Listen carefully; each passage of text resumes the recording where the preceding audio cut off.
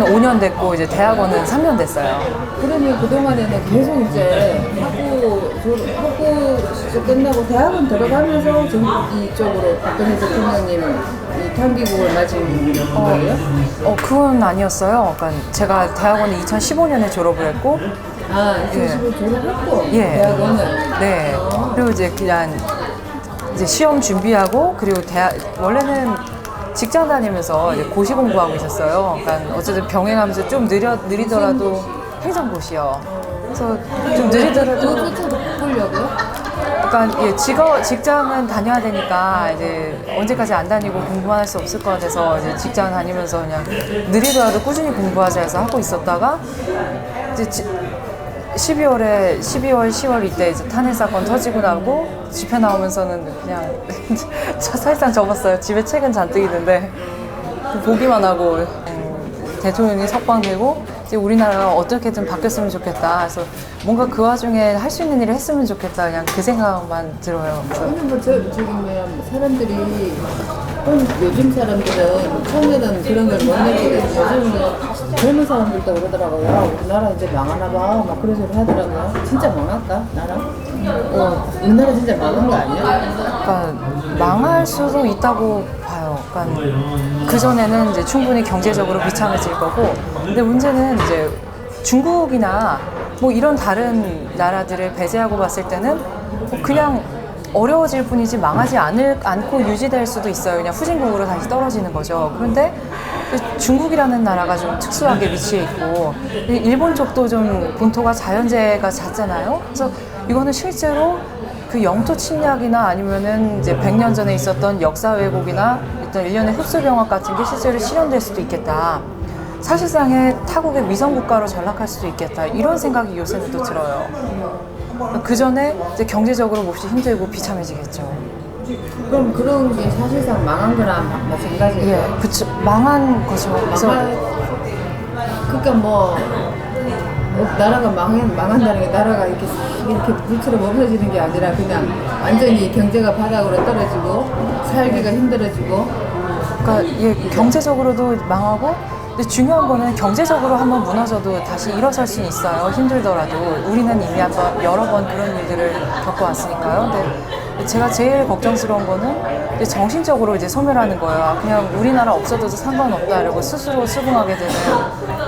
혹시나 저도 일제 36년이나 아니면 그 전에 이제 여러 강국들이 포진해 있었을 때도 우리가 우리 정체성을 지켰기 때문에 그런 일은 없을 거라고 믿지만은 또 한편으로는 불안합니다. 항상 앞으로 펼쳐지는 역사 항상 미지의 영역이잖아요. 또 우리가 뭔가 새로운 지평을 여는 건 아닌가, 그게 항상 걱정스러워요.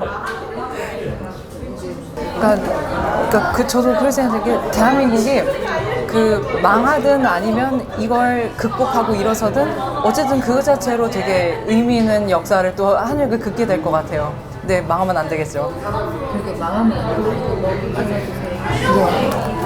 망하면 안 되죠. 그래서 너무 배고프게 퇴근한 것 같아요. 그냥 조금요. 아직은 이제 괜찮아요. 근데 결혼해야 되지 않나? 나이 결혼할 나이가 지난 거 아니에요? 그렇다고 하는데 글쎄요, 아직 생각을 안 해봤어요. 딱히 계획도 없고, 그래도 굳이 결혼 모르겠어요. 꼭 해야 된다 이런 생각은 없어서 아직 좀 무계획적이에요. 네. 그리고 요새는 그 결혼 연령이 좀 많이 늦어졌어요. 그래서 물론 이제 주변에 일찍 결혼한 친구도 몇 명 있긴 한데 점점 올라가서 뭐 32, 36, 40 넘어 결혼하는 경우도 굉장히 많이 봤고. 그래서 지금 한 30살 안 됐죠? 저 딱 30이에요. 89년생. 30살이네. 네. 정말 똑똑하다. 아니에요. 결혼은 뭐예요? 결혼하고는 집에 와서 밥 먹고, 그 다음에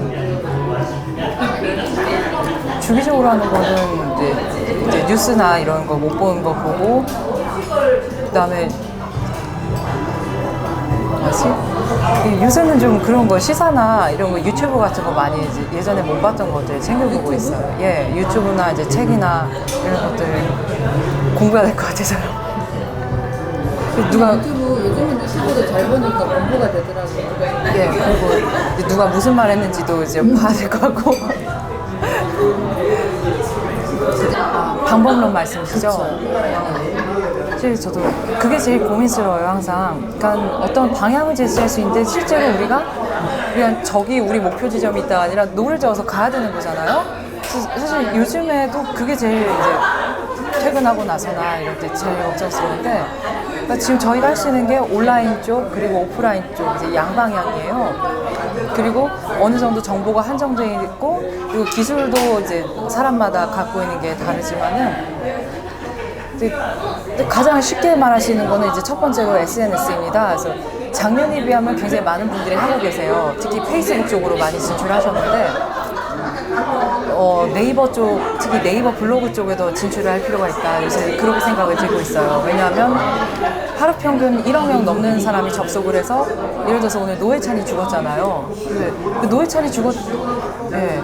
왜 죽었어? 죽었는지 죽임을 당했는지 저도 잘 모르겠어요. 예, 그래서 하여튼 아니 노회찬이가 그 박근혜 대통령이 네. 그 감옥이 작다 뭐 고소하다고 이렇게 누워가지고 이렇게 시범을 보였던 사람이잖아. 예, 그리고 작년 3월 10일인가에 또 잔치국수 먹고 또 인증사진을 또 올린 거예요. 그래서 다들 이제 동지님들 기뻐서 잔치국수 드시고 이제 그러는데, 하여튼, 예. 참 인과응보라는데 있는 것 같아요. 그죠? 예. 있는 것 같아요. 저도 예전에는 반신반의했는데, 있는 것 같아요. 어쩌면 돌아가면서 지들끼리 그렇게 잔치를 벌이고 부닥거리를 하고. 그렇죠. 그래서 그런 노회찬 죽은 거 같은 것도 저 같은 경우에 제일 먼저 네이버 검색해요. 그러면은 네이버 블로그에 막 사람들이 푼 각종 썰 같은 게 나오거든요. 그래서 네이버 블로그를 제일 많이 들어가요. 그래서 요즘에는 네이버 블로그도 다 진출을 해야겠다. 그래서 그쪽에 이제 각각 이제 박근혜 대통령님 탄핵이라든지 이제 문재인 관련 이슈 같은 것을 그쪽에 좀 올려야겠다. 그래서 네이버 쪽에서 차단을 한다고 하는데, 제가 알기로는 이제 심한 수준의 욕설이나 뭔가 범법이나 이런 걸 하지 않아서 웬만하면은 너무 많으면 또 차단할 수 없고, 그 정도로 눈에 보이게 차단을 하면은 그 자체도 또 이슈화를 할 수 있는 무기가 된다고 생각을 해요. 그래서 일단 가장 쉬운 방법으로는 네이버 블로그 쪽에 진출을 해야겠다. 각자가 블로그를 만들어서 뭐 본인이 예를 들어서 뭐 맛집 얘기를 할 수도 있고, 또 아니면은 자기 취미생활 얘기도 할 수 있는데, 그 중간중간에 박 대통령이 포스팅을 하거나 오늘 같은 날 이런 부당한 탄핵에 대해서 한 줄 적어봅니다, 이렇게 할 수도 있는 거고. 그래서 약 10년, 15년 전부터 이제 박원순이 10만 블로거를 양성하면서 그런 식으로 좌파가 많이 네이버에 진입을 했어요. 그런 방식이 하나 필요하고, 또 이제 여러 동지님들이 이제 제안해 주시는 것 중에 하나가 이제 박 대통령님 탄핵에 대해서 어떤 그 자료들을 모아놓는 것이 필요하다. 그래서 한 분은 또 홈페이지 만드는 거를 이제 제의를 하셨어요. 저도 그 아이디어가 좋은 것 같아요. 그래서 홈페이지를 만들거나 아니면 홈페이지를 만들 때 호스팅 비용이 또 일정량 들어요. 한 1년에 몇만 원 정도? 근데 그것을 부담하거나 뭔가 책임질 수 있는 환경이 여의치 않다 이러면 네이버 블로그를 만들어서 홈페이지형 블로그로 이제 구현을 할 수가 있습니다. 그래서 그런 식으로도 분야별로, 그래서 박근혜 대통령님 탄핵이면 탄핵, 그리고 박정희 대통령님의 업적이나 이런 역사가 왜곡되는 것, 이런 것에 대해서 특성화 블로그 같은 거를 하나 만들었으면 좋겠어요. 근데 물론 그 이름을 말할 수 없는 그 포탈이 미쳐서 갑자기 블로그를 없애버릴 수 있어요. 그러니까 멀티 블로그를 만들어야 되는 거죠. 그래서 외국에 보면 마이크로 블로그라고 해서 텀블러도 있고, 또는 구글에서 제공하는 블로그 같은 플랫폼들도 있어요. 그래서 네이버 쪽에 올리면서 그 자료, 똑같은 자료를 몇 군데 동시에 업로드. 예. 부지런해져야 되겠네요. 예, 그래서 아마 그거를 맡게 될 사람이 있으면은 조금 손이 많이 갈 겁니다. 그래서 혼자는 불가능하고, 뭔가 자료를 만드는 사람, 올리는 사람, 그리고 디자인도 좀 주기적으로 바꿔야 되잖아요. 그래서 그런 것들을 이제 약간 좀 이제 미적으로 손보는 사람, 이런 사람도 있어요. 조직적으로 움직여야 된다는 말이네요. 예, 그래서 조직적으로 사실 당도 그렇고, 또 당에 가입이 되어 있지 않거나 아니면 열성 당원이 아니더라도 그러니까 개인적으로 할 수 있는 활동에서 그런 것들이 좀 많이 필요합니다. 지금 현재는 우리 소명대 활동이 조직적으로 움직이는 제일 대표적인 케이스인데, 이제 조금 더 소프트웨어 쪽으로 깊이 들어가 보자는 얘기군요. 예, 그래서 이제 서명대도 이제 지금은 이제 서명을 받고 약간 미니 집회처럼 이어지고 있어요. 근데 이제는 또 어떻게 되냐면, 우리가 정당이기 때문에 사람들이 뭘 원하는지에 대해서도 또 귀 기울여야 됩니다. 그래서 제 생각은 뭔가 박근혜 대통령님이나 대한애국당에 대해서 약간 브로셔 같은 거를 작게 만들어서 그 일정량을 비치를 해두고 그 서명대 활동과 이제 미니 집회 활동을 하고 때로는 이제 1인 시위 같은 것도 동반해서 하면서 정책 수렴 공간으로 만드는 것도 좋을 것 같아요. 그러니까 사람들이 정치권에 불만이 있거든요. 뭐 이제 뭐 온라인상에서요? 그러니까 온라인상에서도 그렇고 이제 오프라인에서도요.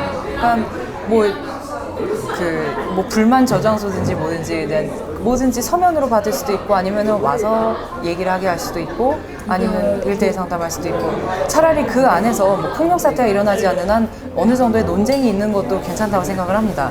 물론 분탕은 걸러내야겠지만요. 그래서 그런 식으로 좀 아이디어를 수집할 필요가 있다. 그래서 제일 좋은 건 그렇게 온 사람들을 설득하거나 그 사람들한테 브로셔 같은 거 하나 주면서 읽어보시라고 하면서 자연스럽게 아무래도 그렇게 되면 그렇죠. 젊은층이 많이 확보가 돼야 되겠네요. 예, 좀 제일 많을수록 좋습니다. 근데 대한애국당의 청년층이 비율이 상당히 높아요. 그래서 지금은 제가 어떤지 알 수 없지만 작년 겨울까지만 해도 이제 40대까지 청년 비율이 적지 않았어요. 40% 가까이 됐던 것 같은데 이제 그 사람들이 지금 10만 명 중에 배타적으로 잡아서 30%라고 해도 3만 명이에요.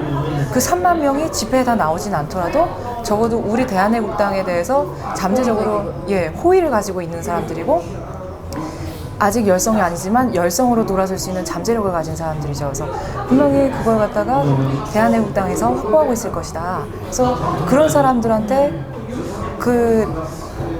정기적으로 문자도 보내죠. 문자는 물론 어느 정도 비용이 듭니다. 근데 그거는 감수를 해야 된다고 생각해요. 그리고 때로는 앙케이트 조사 같은 거, 그래서 설문조사 같은 거를 뿌려서 뭐 추첨으로 경품을 드립니다라든지 뭐 그런 식으로 이벤트를 만들어서 대한애국당에 자꾸 관심을 쏟고 본인이 당원이라는 걸 인지하게 만들어야 된다. 근데 그런 생각이 들었어요. 그러면 지금 있는 당원 관리를 좀 더 엄밀히 해야 되는 거죠. 물론 비밀도 엄수해야 되지만 지금 있는 당원분들을 효과적으로 우리의 편으로 온전히 끌어들일 수 있는 방법을 찾아야 된다. 아마 당원 가입을 해놓고 극단적으로는 내가 했나 하고 잊어버린 사람이 있을 수도 있어요. 그래서 그런 분들이 새삼 대한애국당과 태극기 집회를 다시 기억을 해야 되는 거죠. 또 그래서 보면은 중요한 게 타겟이에요. 타겟 광고가 가능하다는 거예요. 그 사람들의 개인정보를 갖고 있기 때문에 특히 제가 있는 곳에서는 이제 고객 관리 프로그램도 이제 만들다 보니까 그 고객들 연령별로도 페이스북에서 타겟 광고를 하잖아요. 적어도 당원으로 가입된 사람들 연령, 성별, 이제 거주지까지 그 정보를 당에서 기본적으로 파악을 하고 있습니다. 그렇기 때문에 이제 선거를 신경을 쓰려면 일단 지역별로 뭉쳐야 돼요. 그러니까 선거구별로, 그러니까 뭐 한 2개 정도까지, 2-3개 정도가 뭉치는 거죠. 그래서 이런 것들에 대해서 좀 어느 정도 당에서 전수조사를 좀 힘들더라도 전수조사를 할 필요가 있습니다. 그래서 자생적으로 조직된 지역이 있겠지만 또 그렇지 않은 조직이 있을 수도 있어요. 그런 곳 같은 경우에는 중앙에서 모니터링을 해서 보면 예를 들면 광진구 구이동 같은 경우에는 이제 예를 들어서 뭐 1000명의 당원이 있는데 그 중에 20대가 특이하게도 30%가 넘었다. 이러면 그 지역에 맞는 맞춤형 어떤 공약을 할 수가 있는 거거든요. 그래서 각 선거구별 활동을 갖다가 좀 컨셉을 정하고 그리고 그 사람들이 실제로 모일 수 있게끔 어느 정도 당에서 좀 이끄는 과정이 선거구별로 필요하다는 생각을 했습니다. 근데 가만히 얘기를 쭉 듣고 생각해 보니까 전혀 전공하고도 상관이 없고 하는 일하고도 상관이 없는데 어쩌다가 대한애국당을 알게 됐어요. 너무 뜬금없은 그 행보가 너무 뜬금없이 그냥 비켜왔네. 예, 아주 생각도 못했어요. 그냥 지지자 중에 한 명이고 지금도 그렇고 그 집회 나온 거는 이제 작년 3월 1일부터였어요. 그때 태극기 집회 열린다고 하니까 그 전까지는 아예 탄핵 안 되겠지 이러는데 느낌이 이상해서 가족들이 다 나갔어요. 근데 그때도 그 주체의 개념을 몰랐어요. 뭐 대한문, 청계천 막 온 데서 다 했는데 그때는 뭐 누가 나온지도 모르고 그냥 나가서 태극기만 들고 갔다가 그 엉뚱한 돈통에다 모금도 넣고 엉뚱한 설문지에 제 서명하고 옛날에는 뭐 도서가 없었지. 그래서 뭐 나중에는 그 선거 때 뭐 안철수한테 문자를 받았네 뭐 이런 뭐 그런 얘기 있잖아요. 그래서 그런 사람 중에 한 사람이었어요. 그러다가 근데 이제 탄핵이 됐어요. 그때 이제 전 직장에 있었는데 이제 8대 0이라고 하니까 갑자기 얼굴이 확 뜨거워지는 거예요. 그 뉴스 보고 그냥 이러고 있었어요. 아니 그래도 8대 0은 아니잖아. 이러네. 그래서 그때 어떻게 할까 하다가 그럼 그럴수록 더 나와야겠다. 그러니까 3월 1일에 3월 10일에 이제 그렇게 한번 무너뜨려 놨으니까 사람들이 좌절해서 안 나오겠지를 노린다고 생각을 했어요. 그래서 그 뒤로 계속 나오다 보니까 4월 8일에 조원진 의원님 이제 탈당하시고 그때 감동받았어요. 그래서 그때부터 또 유세 엄청 쫓아다니고 그러다 계속 여기까지 왔어요. 부족한데 잘 봐주셔서 감사해요. 근데 너무 결론은 막 미리 갔나? 근데 모르겠어요. 아마 제가 어떻게 뭐가 될지는 모르겠어요. 당장 내일도 뭐가 될지 모르니까요. 근데 예.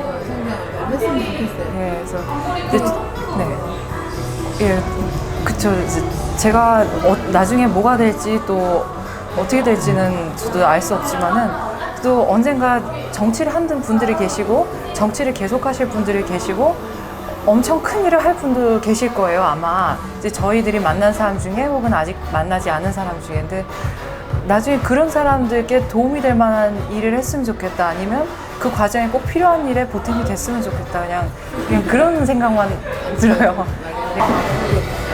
우리가 어른들이 그 청년의 마음을 얻기 위한 어른들의 어떤 행동이라든지 그런 거에 대해서 뭐 생각해 본 적이 있어요? 물론 저의 생각이라서 이제 현실과는 다를 수 있고 또 저랑 다르게 생각하는 분도 계실 수 있어요. 근데 요즘 젊은 사람들은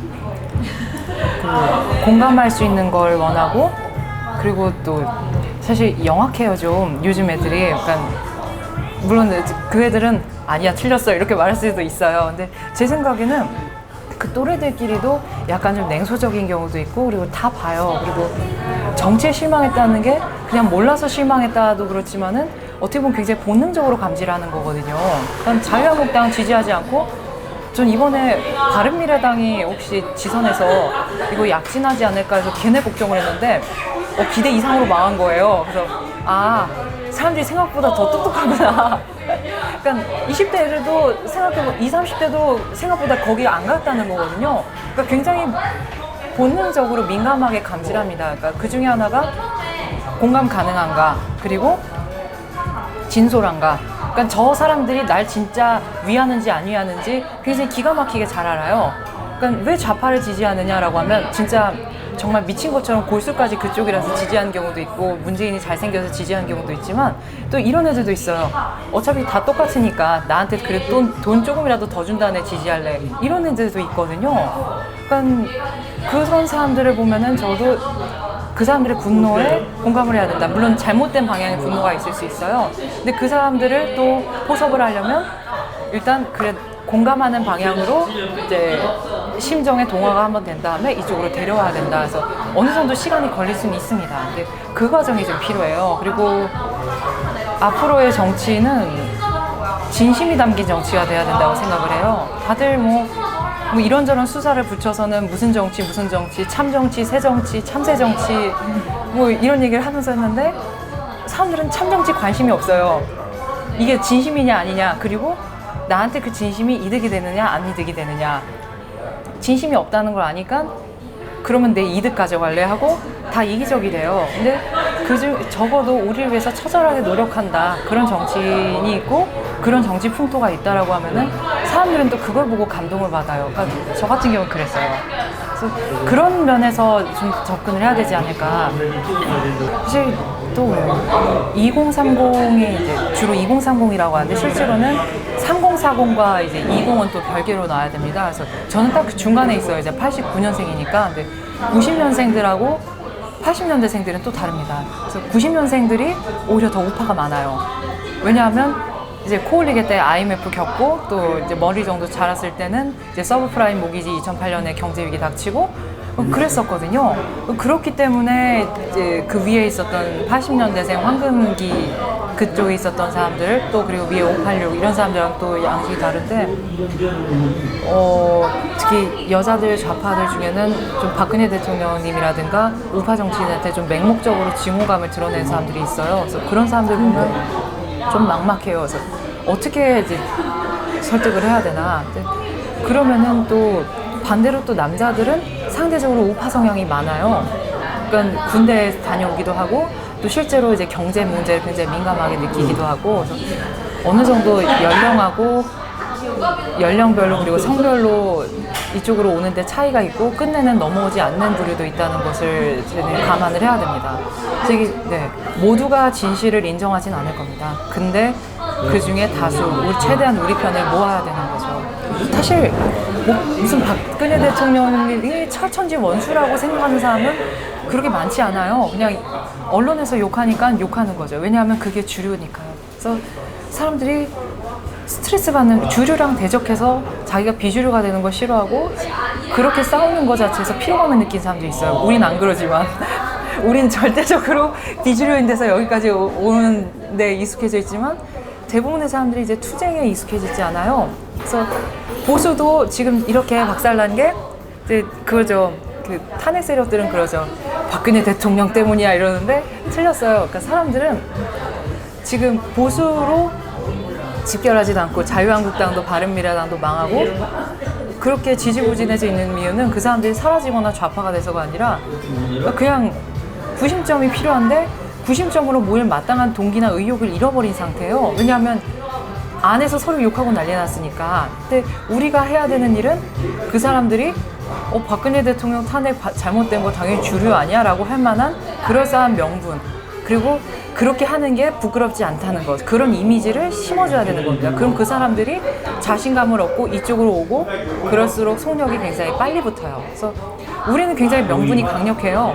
그렇기 때문에 자한당 당사 앞에 대한애국당 차 대놓고 주차시켜도 걔들은 아무것도 할 수 없어요. 경찰을 불러서 그렇게 자기들 아지트를 가드하면 모를까? 근데 우리가 명분이 강력하니까 그거를 요즘 세대들이 좋아하는 방식으로 포장을 해야 됩니다. 그러니까 우리 색깔을 죽이는 게 아니라 우리 색깔로 상품을 만들어야 되는 거예요.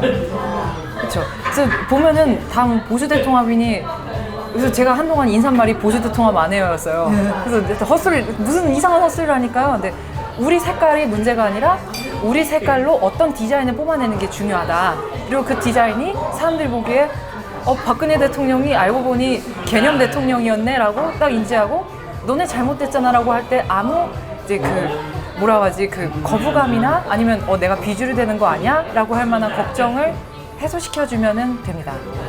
그래서 약간 좀 난이도가 있지만 어느 정도 우리가 세련된 컨텐츠도 만들어야 되고 좀 머리를 잘 써야 돼요. 어떻게 보면 과거에 그 선전선동으로 뜬 당들이 있잖아요. 예를 들면 나쁜 당이지만 독일의 나치당이라든지 그런 당들의 방식을 좀 연구할 필요가 있어요. 나치당 같은 경우에는 데모당이었어요. 무지무지 데모를 해갖고 결국에는 그렇게 커져서 나라를 먹었죠. 그래서 그들이 왜 그렇게 됐을까? 물론 증오 심리를 잘 이용하기도 했지만 선전선동을 굉장히 잘했어요. 그래서 그런 방식들을 저희가 좀 배울 필요가 있다고 생각을 해요. 근데 지금 어차피 지금 현재 우리가 현실적으로 겪고 있는 게 그런 류의 종류 아닐까요? 나치처럼 지금 우리가 현실적으로 겪고 있는 상황이잖아요. 선동하고 여론 조작하고 지금 우리가 지금 그런 식으로 겪고 있기 때문에 우리가 그런 걸 또 써먹을 수는 없지 않을까요? 그러니까 뭐냐면 좌파들이 또 이제 나치가 무너졌을 때, 왜냐면 나치가 또 공산주의자들이 쥐잡듯이 잡았잖아요. 전 그 사람들이, 그래서 그 좌파들이 그 나치당의 수법을 굉장히 많이 연구했다고 생각해요. 그 사람들은 끊임없이 자기 적한테서 장점들을 흡수해 왔어요. 그러면서 또 새로운 자기의 적을 죽이고 자유주의를 말살을 하죠. 그러니까 저는 거짓 선전선동을 하자는 게 아니라 그 방식, 예를 들면 독일 같은 경우는 굉장히 세련된 모습을 선보이려고 노력을 했어요. 독일 나치당 같은 경우에. 물론 굉장히 나쁜 놈들입니다. 근데 걔들을 옹호하는 게 아니라 마케팅 방식을 논하는 거죠. 그래서 예를 들면 도저히 이해가 안 가지만 그 아줌마 바지 같은 군복을 유행을 시켰어요. 유행을 시켰는데 사실 처음에 재질은 굉장히 싸구려였습니다. 근데 그거를 갖다가 마치 제복화시키고 그 자체를 유행을 만들었어요.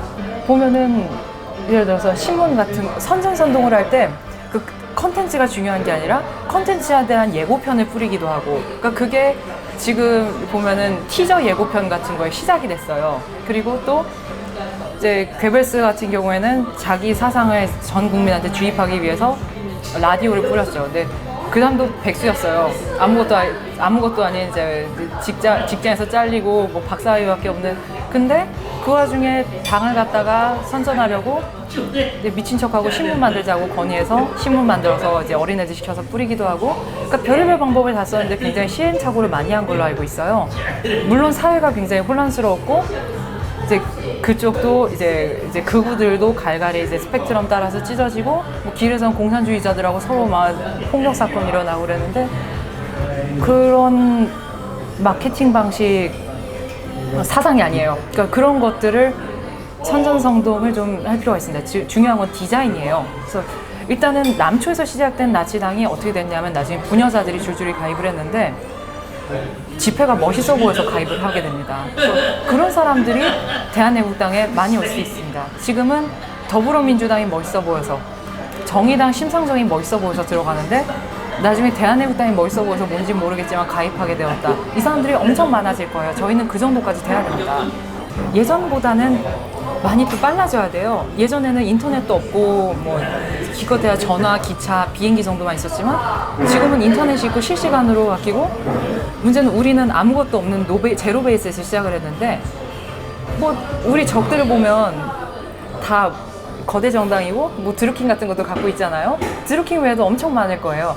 걔들도 우리를 보고 연구를 할 겁니다. 그래서 거의 실시간으로 우리가 이렇게 나오면 쟤들은 어떻게 나올 거다. 그러니 그 다음에 쟤들이 이렇게 치고 나올 테니까 다음엔 이걸로 잡아야지 하는 것까지 생각해야 돼요. 내 친구들하고 만나면 네. 뭐 하고 놀아요? 정치 얘기하나 이렇게? 여기 이제 친구하고 이런 얘기가 통하는 친구가 있어요? 아는데 이제 얘기 안 한 친구도 있고 또 우파인데 이제 그냥 이제 지켜보기만 하는 친구도 있고 이제 또 한 명은 그러더라고요. 이제 좌파는 아니고 이제 우파인데 왜 그런 짓을 하세요? 라고 물어보더라고요. 그래서 왜 이제 그렇게까지 됐냐고 그렇게까지 아니 그 사람은 그러더라고요.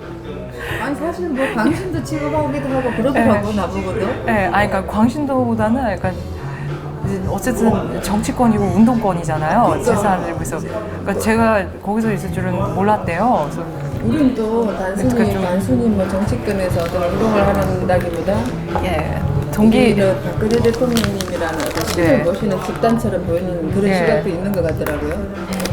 네, 그래서 그렇게 묻는 사람이 있었는데 전 사실 또 박근혜 대통령 딱히 팬도 아니었고 근데 오히려 전 집회 나오면서 재평가를 했어요. 아니 왜 이런 분이 매장 당해야 되지? 이러면서 그러니까 사실 뭐 3월 1일에 집회 나올 때만 해도 그냥 별 생각 없었거든요. 아 잘못된 거지. 왜냐하면 전 박근혜 대통령 이전에 그 손석희랑 뭐 이런 사람들 언론 방송 엄청 박근혜 대통령 욕했잖아요. 그때만 해도 무슨 잘못을 해서 저렇게 욕을 먹지 이러고 말았는데 나중에 보니까 손석희랑 최승호랑 뭐 진중호 뭐 이런 애들이 전부 박근혜 대통령 욕을 하더라고요. 그래서 아 쟤들이 욕한다면 분명히 문제 있다. 그래서 그때 이제부터 이제 다시 하나하나 집어보니까는 이제 이상한 거 투성이고 이제 그렇게 된 거였어요. 그동안에 이제 태극기 집회 열심히 활동하다가 사실 저는 그 집회날 어딘가 찾아도 내 눈에 잘 안 띄더라고. 분명히 왔을 때 다른 사람은 봤다는 거야. 최지민 양을. 저기 아까 찾아 기둥에 혼자 있었는데 그러고 했는데 찾아도 나는 내 눈에 안 띄더라고. 한동안 내 눈에 안 띄는 그동안에 어떻게 지냈어요? 아, 그 겨울 말씀이시죠? 집회는 이제 계속 나오는데 제가 뭐라고 하지? 겨울에 콧물이 되게 많이 나와요. 그래서 목도리를 줄줄 싸고 다니고 그랬었어요. 그래서 눈에 안 띄었을 수 있어요. 그래서 그때도 이제 목도리를 안 하면 계속 이렇게 되는 거예요. 그러니까 이거 어떻게 계속 휴지로 닦을 수도 없고 그래서 좀 약간 몰골이 좀 창피했어요.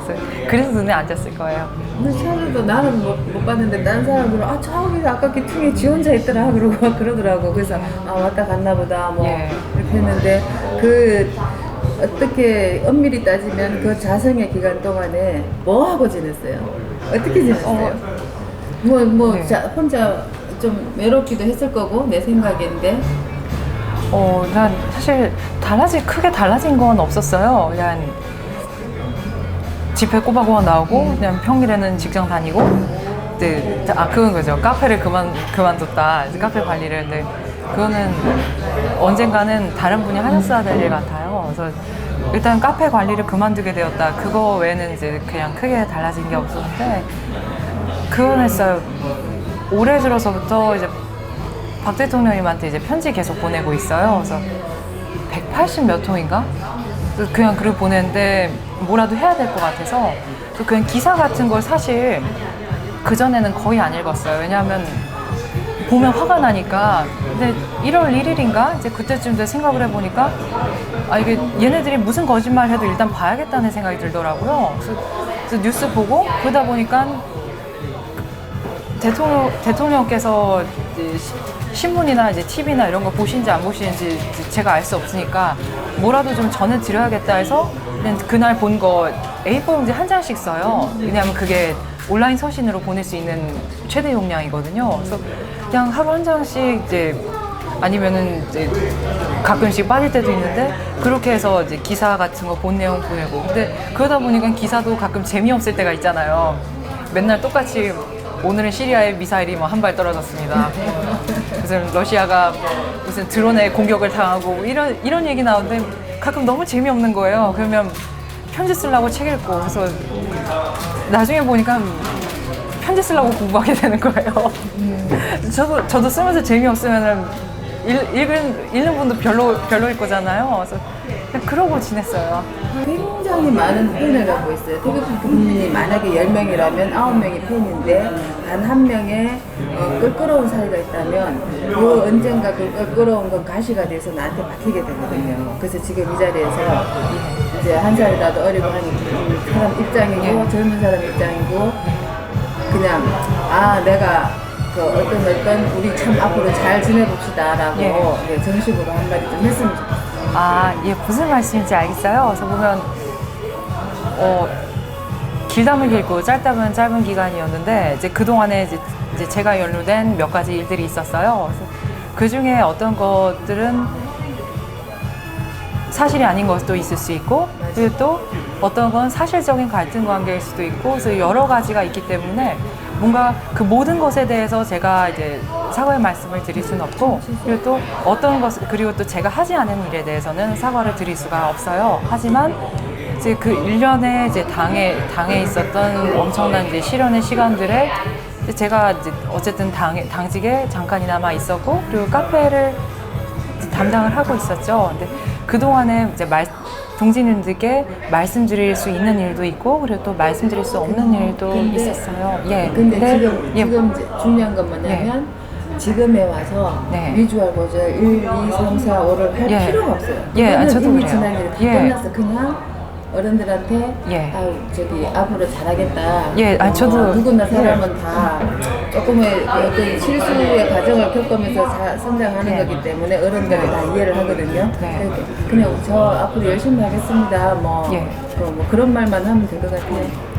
앞으로 열심히 제대로 잘 해야 됩니다. 그래서 그럴 거고 또 글에 있어요. 저는 항상 이제 책임지지 않고 이제 사과의 말로만 넘어가는 사람들을 너무 많이 봤어요. 그래서 모든 행동이나 말에는 책임을 져야 된다. 그래서 저도 그래요. 뭔가 사과의 말 한마디, 정말 사과가 필요할 때도 있습니다. 근데 그런 순간에는 제가 사과를 꼭 할 거예요. 그리고 그랬다가는 다른 동지인들도 이제 말씀을 아마 해주시겠죠. 앞으로도 뭔가 그런 일들이 있을 수도 있다고 생각을 합니다. 그래서 사과를 할 땐 사과를 하고 행동으로 보여야 할 때는 행동으로 보이고, 그리고 제일 좋은 거는 사과를 할 만한 행동을 하지 않는 거죠. 앞으로는 그러겠습니다. 지난 시간 동안에 이제 여러 생각을 하지만 이제 결론은 그거예요. 대안 없는 비판, 이것도 구체적이고 현실성 있는 대안이 없는 비판은 무의미하다. 이거를 알게 되었고, 사실 저는 대안 없는 비판과 불만으로 항상 가득 차 있는 경향이 있었죠. 태극기 집회 나오기 전까지. 되게 그래요. 저도 그래서 아무래도 이거 대안을 먼저 제시하지 않으면 비판은 무의미하다. 물론 자성은 할 수 있어요. 그래서 그런 과정이 필요하고, 이제 두 번째, 동지님들은 이제 박근혜 대통령님과 조원진 의원님 배신하지 않으면은 다 동지입니다. 생각의 차이가 있을 수 있다. 그래서 그런 거에 대해서 굉장히 많이 깨달았어요. 그런 경우에는 건전한 토의가 필요하지 뭔가 서로에 대한 적이나 분노를 드러내는 거는 무의미하다. 그게 그래요. 지금 예. 참 지금 그 말씀하신 예. 게 우리 태극기 국민들이 이제 다 같이 가야 예. 될 이렇게 숙명의 길인 것 같아요. 네. 저도. 예. 그래서 사실 저도 그러게요. 가끔 이해가 안 될 때가 있어요. 이건 무슨 의미지? 무슨 의미가 있는 거지? 뭐 이런 걸 생각했는데, 그러니까 이거를 그러니까 저도 그 뭐라지 이제 만약에 그렇다면은 이거를 나는 이해가 안 가지만 좋아하는 사람은 어떤 사람들이 좋아하는가? 이걸 생각을 해야 되고, 만약 다수가 좋아하지 않는다면 어떤 식으로 개선을 해야 되는가? 그리고 또 개선을 해야 된다면 이게 현실적으로 당의 상황에 실현이 가능한가? 항상 돈하고 사람하고 이게 기술, 이게 문제잖아요. 그래서 그거 3단계 생각해 보면은 아, 화를 낼 필요가 없다. 이렇게 되는 거예요. 그래서 그거를 되게 많이 생각을 하게 된 것 같아요. 앞으로는 이제 이제 소위 말하는 청년층, 이제 40대, 30대, 20대, 어쩌면 이제 10대도 막 대한애국당에 또 막 오고 막 이럴 수도 있을지도 몰라요. 지금도 있잖아요, 최영주. 그렇죠. 그래서 그러니까 앞으로 더 많아지면 많아지지 줄어들진 않을 거예요. 근데 사실 그 중에는 이제 한때 촛불 들었던 사람도 있을 수 있고 굉장히 공격적인 사람도 있을 수 있고 요즘 애들 자기 주장이 워낙 강하니까 아 이러다가 큰일 나겠다. 그래서 그래요. 뭔가 중간에서 할 수 있는 사람이 있어야 되고 그러면 기존에 이제 당에 있는 이제 제 또래 사람들, 이제 청년층이 있는 사람들 이 부분들이 이제 훗날 완충제가 돼야 됩니다. 그러니까 기존에 계시는 대한일당 당원 동지님들 그리고 앞으로 오실 분들 이분들에 대해서 좀 폭넓게 생각해서 진짜 어떻게 보면 고래 싸움에 낀 새우가 될 수 있지만은 제일 중재를 해야 되지 않을 수가 없게 됐어요. 맞아. 그래서 저도 그냥 배신하지 않으면 다 동지다. 항상 이 그래요. 예. 울타리에 있으면 다 예. 우리 동지인데 예. 단지 이제 서로 아이고 다 한 집안에 한 배속에서 난 형제들도 싸우고 크는데 예. 그죠? 예. 근데 그런 맥락에서 이제 이해를 해야지. 근데 이 속에 들은 게 이게 뭐야? 초콜릿이에요? 예, 코코아 맛 나요. 코코아예요? 네. 저도 모르겠어요. 되게 맛있어요. 전 이제 제일 걱정되는 게 그거든요. 앞으로 들어올 사람들이 무지무지 고집이 쓸 텐데, 약간 모르겠어요. 저 같은 경우는 그냥 이러고 있었지만은 또 그러다 보면 아씨 나 안 해 이러고 나가는 애들도 있을 거거든요. 그래서 너 언제부터 태극기 집회 나왔어? 막 이러고 엄청 싸울 텐데 좀 그래요.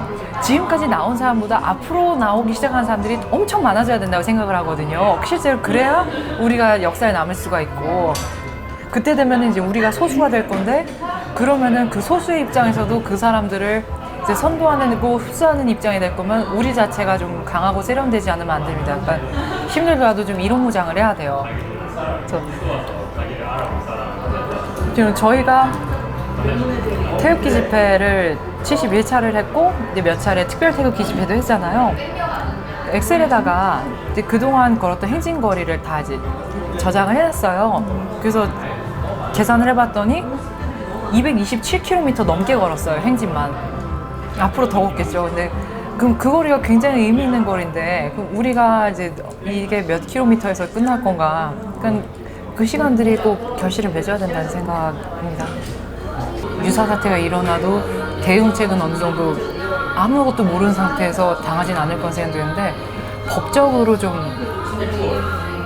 법조인 조력자도 있어야 되고 그 기본적인 정당법이나 아니면 이제 형법이나 이제 집시법 같은 거에 대해서 그런 것들을 당원분들을 이제 지역 단위로도 모아놓고 자체적으로 교육을 하든지 그런 필요성이 있다고 생각합니다. 그래서 필요성이 있어도 대한민국에서 아직 많은 여러 개. 예, 그래서 지금 좀 법적인 지식 있는 분들이나 아니면 과거 사법고시 이제 제일 좋은 건 변호사분들이 계시면 좋지만은 정 안 되면 과거에 사법고시 공부하셨던 분들이라도 뭔가 법 같은 거에서 단순한 그런 거 있잖아요. 예를 들면 뭐 집시법에서 집회방해를 하면 벌금 200만 원에 뭐에 처한다. 이 경우에는 어떻게 대처해라.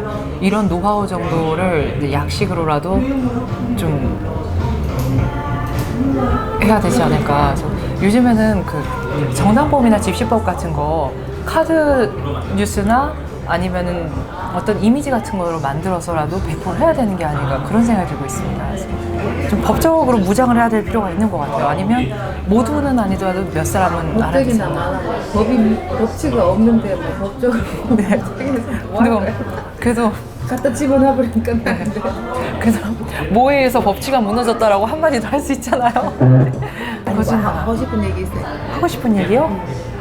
사실 기자님 계속 이렇게 말씀하신 거에 하고 싶은 얘기 많이 들어가 있었어요. 그래서 또 하나 마지막으로 하고 싶은 얘기가 그거 있어요.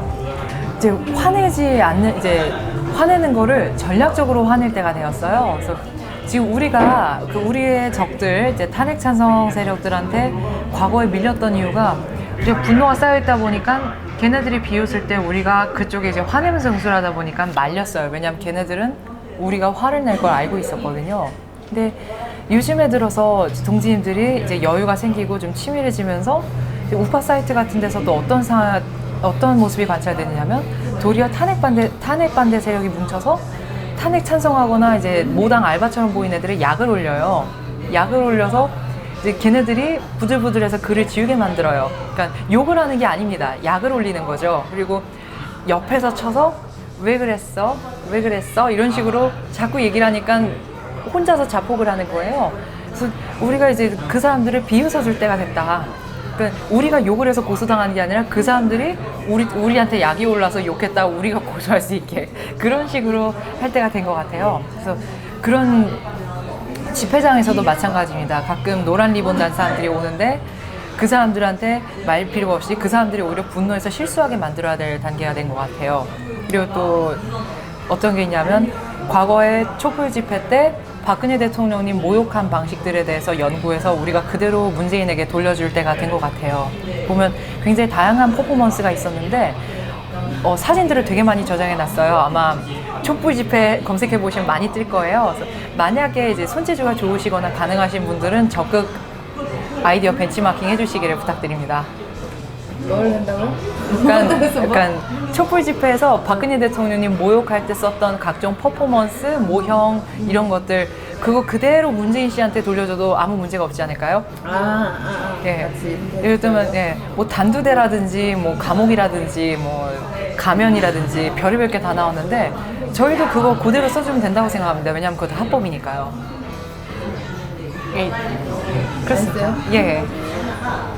최지민 씨 오늘 함께 같이 시간 보내게 돼서 너무 즐거웠고요. 커피도 맛있고 과자도 맛있고 오늘 참 맛있습니다. 좋은 하루였습니다. 감사합니다. 감사합니다. 네.